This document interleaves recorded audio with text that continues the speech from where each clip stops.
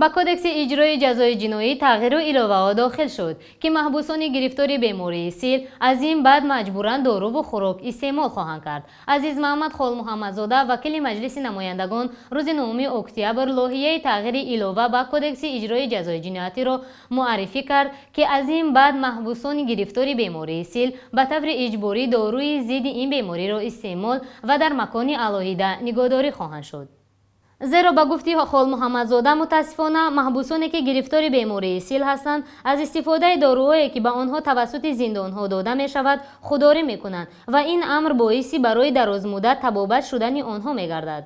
Шукурҷон Зуҳуров, раиси Маҷлиси намояндагон, низ ин иқдомро барои табобат гирифтани беморони сил дар зиндон муҳим хонда ва гуфт, ки ин ҳам кори савоб аст ва ҳам имкон медиҳад то маҳбусон ҳарчи зудтар табобат ёбанд.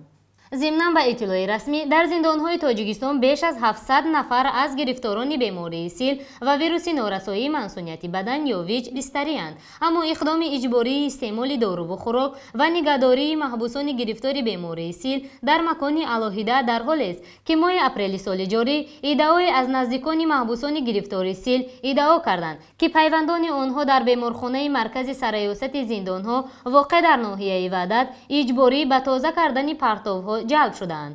Шуъбаи бемориҳои сили беморхонаи маркази сараёсати зиндонҳо беш аз 100 кад дорад ва ҳоло аз он ҷо зиёда 20 нафар маҳбус ба табобат фаро гирифта шуданд.